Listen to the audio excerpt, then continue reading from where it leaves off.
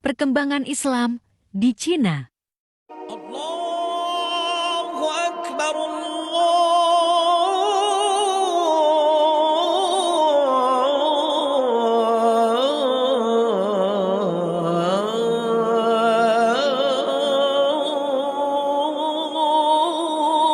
Akbar.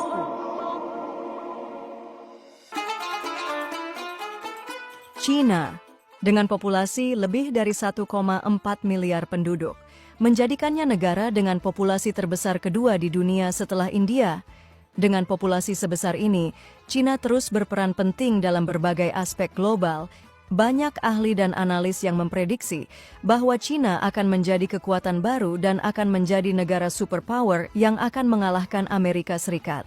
Namun yang ingin kita bahas kali ini, bagaimana perkembangan Islam di negara ini?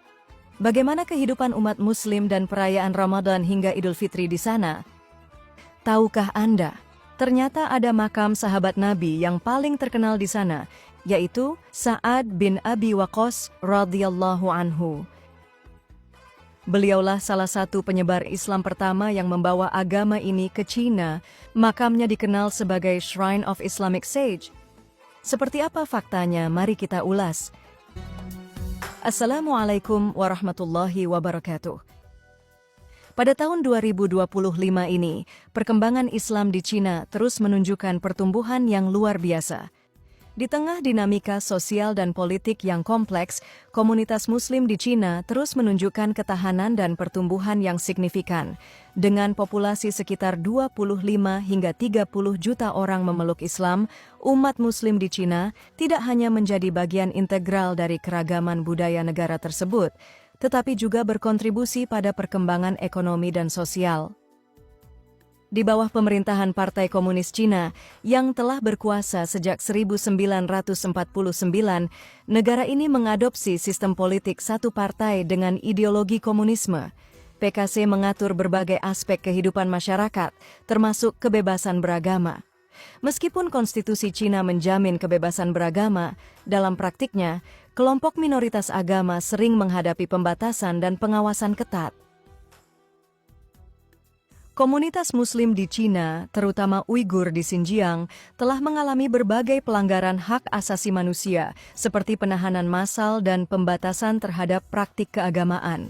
Laporan-laporan internasional menuduh pemerintah Cina melakukan pelanggaran yang meluas terhadap hak-hak Uighur, termasuk pemaksaan asimilasi budaya dan pelarangan simbol-simbol agama. Namun di tengah tantangan ini, komunitas Muslim di Cina tetap menjaga tradisi dan identitas mereka. Tradisi-tradisi budaya, seperti makanan halal dan pakaian khas, tetap dipertahankan dan menjadi bagian dari kehidupan sehari-hari komunitas Muslim. Di kota-kota seperti Xi'an dan Ningxia, umat Muslim dapat menjalankan ibadah dengan relatif aman dan terbuka.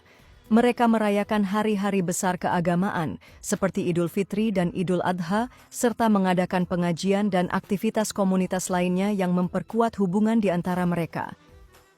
Tak hanya itu, umat Muslim di Cina juga ikut berkontribusi dalam sektor ekonomi dan perdagangan.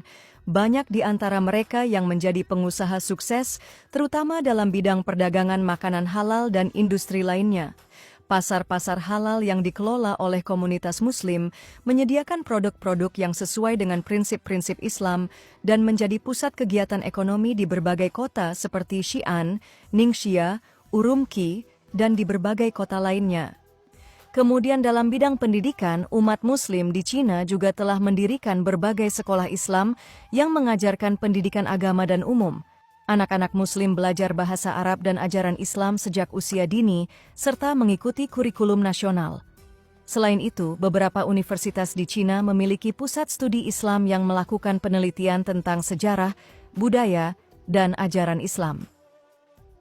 Kehidupan dan perkembangan Islam di Cina saat ini tentu sangat erat dengan kontribusi sejarah awal masuknya Islam di sana. Sebelum kita membahasnya lebih jauh, mari sedikit kita telusuri sejarah masuknya Islam di negeri Cina.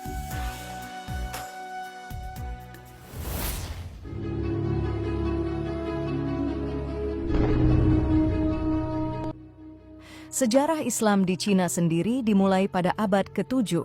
Islam pertama kali diperkenalkan di Cina oleh para pedagang Arab dan Persia pada masa dinasti Tang pada tahun 618 sampai 907 Masehi.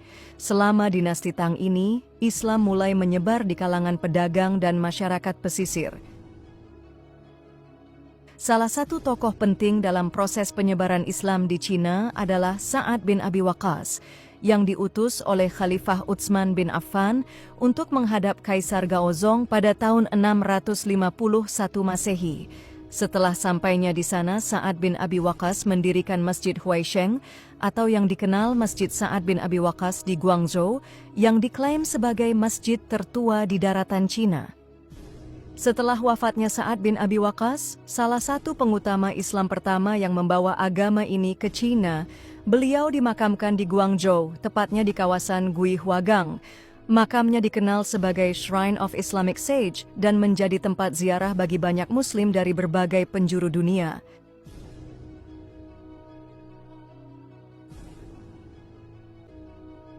Kemudian, perkembangan Islam semakin meluas setelah kekuasaan dinasti Yuan pada tahun 1271 hingga 1368.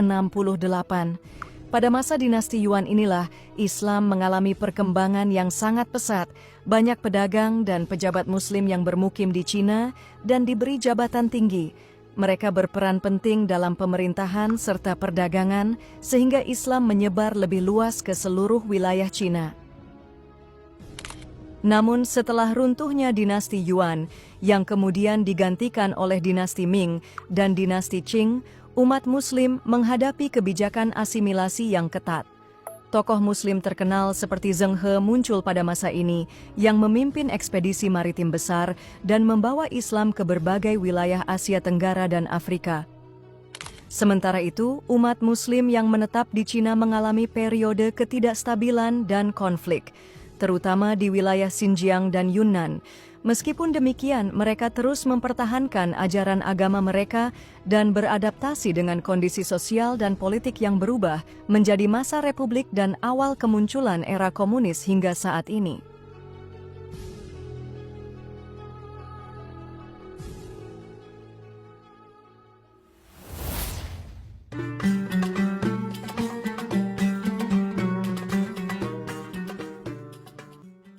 Umat Muslim di Cina banyak menyebar di beberapa wilayah seperti Xinjiang, Ningxia, Gansu, Qinghai, Xi'an, Turpan, dan beberapa wilayah lainnya.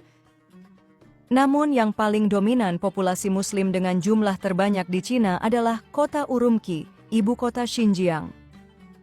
Xinjiang sendiri memiliki populasi Muslim terbesar di Cina. Menurut data terbaru populasi Muslim di wilayah ini, sekitar 13 juta orang.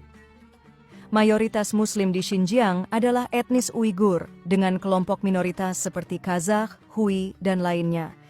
Xinjiang juga dikenal sebagai wilayah otonom dengan kota Urumqi yang menjadi pusat budaya dan keagamaan Muslim di wilayah ini.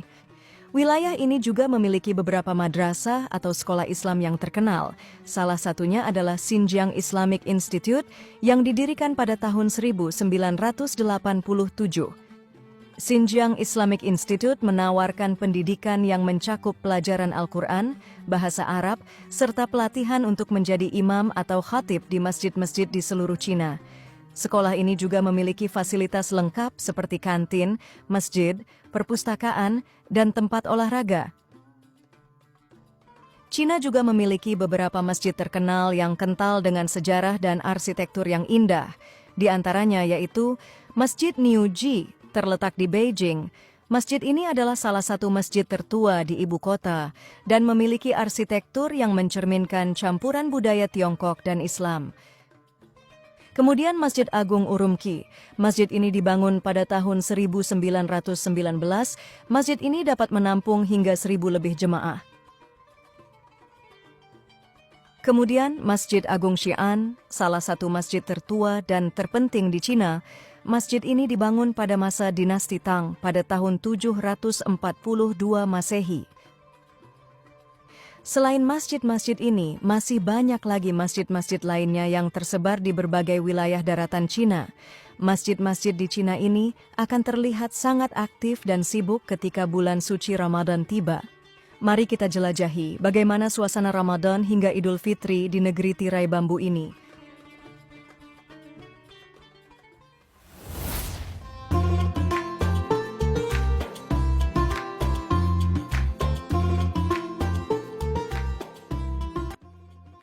Suasana Ramadan di Cina, khususnya di wilayah-wilayah dengan populasi Muslim yang besar, memiliki keunikan tersendiri dan penuh dengan keceriaan serta kebersamaan.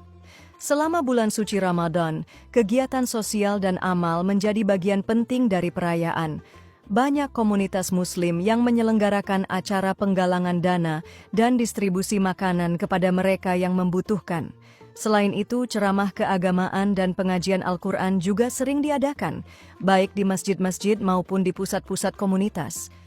Durasi puasa di Cina selama bulan Ramadan bervariasi tergantung pada waktu terbit dan terbenamnya matahari di masing-masing kota. Biasanya, umat Muslim di Cina berpuasa selama sekitar 14 hingga 16 jam setiap harinya. Selama bulan suci Ramadan, pasar-pasar halal di Cina, terutama di wilayah Xinjiang yang mayoritas penduduknya adalah Muslim, juga menjadi pusat kegiatan yang ramai dan penuh warna. Bazar Ramadan ini dipenuhi dengan berbagai macam makanan khas yang menggugah selera, seperti daging panggang, mie tarik, kue-kue tradisional, dan hidangan khas Uighur lainnya. Iftar atau buka puasa bersama adalah acara atau kegiatan yang paling dinantikan. Masjid-masjid dan komunitas Muslim terlihat sangat sibuk mempersiapkan kegiatan ini. Para komunitas Muslim, termasuk relawan dan pengurus masjid, biasanya mempersiapkan makanan untuk iftar bersama. Makanan ini seringkali terdiri dari hidangan tradisional yang kaya akan budaya lokal, seperti nasi pilaf, kebab, sup, kurma, dan minuman khas Ramadan. Menjelang sore hari, para umat Muslim berdatangan dan berkumpul di masjid atau pusat komunitas Muslim untuk iftar bersama. Iftar ini juga menjadi momen untuk menunjukkan solidaritas dan kepedulian sosial. Banyak masjid atau pusat komunitas Muslim yang menyediakan makanan gratis untuk orang-orang yang membutuhkan, termasuk fakir miskin dan musafir. Iftar ini ditutup dengan sholat maghrib bersama, kemudian dilanjutkan dengan sholat isya dan tarawih. Tarawih dilakukan setiap malam karena ibadah ini sudah menjadi bagian dari bulan suci Ramadan.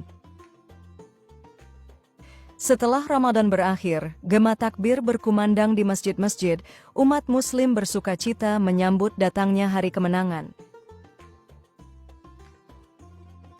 Di pagi hari Idul Fitri, mereka berkumpul untuk melaksanakan salat Idul Fitri. Terlihat ribuan umat Muslim melaksanakan salat Idul Fitri di berbagai tempat, seperti di masjid ataupun di lapangan terbuka. Ini adalah momen penting di mana komunitas Muslim bersatu dalam ibadah dan berdoa bersama. Kemudian dilanjutkan dengan tradisi bermaaf-maafan, di mana mereka saling memaafkan dan memberikan ucapan selamat Hari Raya Idul Fitri. Inilah yang dapat kami bagikan di video kali ini tentang kehidupan saudara-saudara Muslim kita di negeri tirai bambu ini. Sampai di sini dulu pembahasan kita kali ini, semoga bermanfaat. Sampai ketemu di video berikutnya. Assalamualaikum warahmatullahi wabarakatuh.